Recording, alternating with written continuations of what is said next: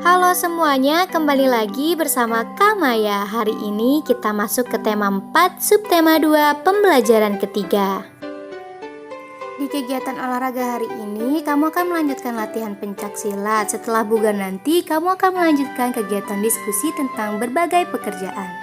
Sebelumnya, kamu telah mempelajari keterampilan dasar pukul dalam pencak silat. Sekarang, kamu akan mempelajari lebih lanjut tentang gerakan tangkisan. Amati gambar dan penjelasan berikut ini. Tangkisan dalam pencak silat. Pertama, tangkisan dalam. Tangkisan dari luar ke dalam sejajar dengan bahu. Yang kedua, tangkisan luar. Tangkisan dari dalam keluar sejajar dengan bahu. Yang ketiga, tangkisan atas. Tangkisan dari bawah ke atas untuk melindungi kepala dari serangan. Tangkisan bawah, tangkisan dari atas ke bawah. Aku ingin mengetahui pekerjaan yang kegiatannya memanfaatkan sumber daya alam, sehingga kita bisa menikmatinya, termasuk kelompok profesi apa pekerjaan mereka. Mari kita pelajari bersama. Bacalah teks berikut ini. Pernahkah kamu berpikir bagaimana para pekerja pembuat pensil? Pensil awalnya adalah sebuah alat tulis dan lukis yang terbuat dari grafit murni atau karbon yang berasal dari alam. Sayangnya, grafit murni cenderung rapuh dan mudah patah. Seiring perkembangan zaman, saat ini dibuat pensil yang merupakan campuran dari grafit dan tanah liat. Proses pencampuran ini dibalut oleh media kertas atau kayu. Cara membuat pensil saat ini adalah dengan menghancurkan grafit dan tanah liat menjadi bentuk bubur. Kemudian dibakar selama kurang lebih 3 hari.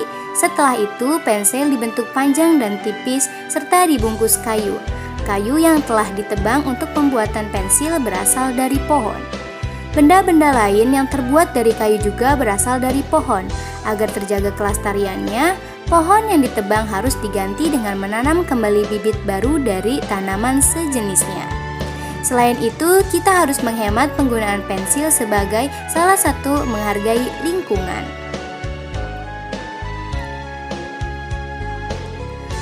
Berdasarkan teks bacaan di atas, ceritakan proses pembuatan pensil. Pertama, grafit dan tanah liat dihancurkan menjadi bubuk. Kedua, bubuk grafit dan tanah liat dibakar selama kurang lebih 3 hari. Pembentukan pensil dibentuk panjang dan tipis. Dan terakhir, pensil dibungkus dengan kayu. Sumber daya alam apa yang digunakan untuk pembuatan pensil? Sumber daya alam yang digunakan untuk pembuatan pensil yaitu grafit, tanah liat, dan kayu. Ketiga, apa yang akan terjadi bila penggunaan pensil dan barang-barang lain yang terbuat dari kayu ini tidak dibatasi?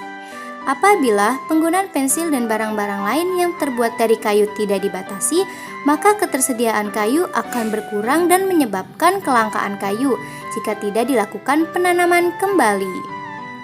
Barang-barang yang kita butuhkan merupakan hasil dari suatu pekerjaan. Beberapa pekerjaan yang menghasilkan barang antara lain petani, peternak, nelayan, dan pengrajin. Terdapat pula pekerjaan yang menghasilkan jasa atau pelayanan seperti guru, dokter, polisi, dan pemangkas rambut. Barang-barang yang dihasilkan dari setiap pekerjaan sangat beragam. Banyak diantaranya yang memanfaatkan sumber daya alam. Sumber daya alam merupakan kekayaan alam yang diciptakan oleh Tuhan untuk kesejahteraan manusia. Perhatikan tabel di bawah ini.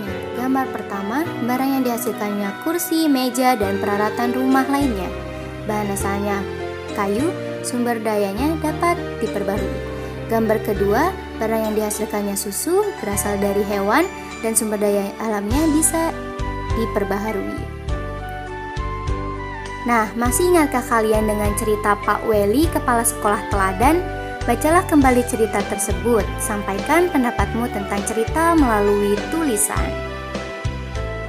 Contoh, Pak Weli adalah sosok kepala sekolah yang mulia, sangat peduli dan bertekad untuk memajukan murid di sekolahnya. Ia melatih Sudin yang memiliki kemampuan dalam berpidato dan mendaftarkannya untuk mengikuti lomba pidato nasional. Karena sulitnya dana, Pak Weli dan siswa mengadakan lelang pisang dan dana yang terkumpul digunakan untuk membiayai Sudin dalam mengikuti lomba pidato.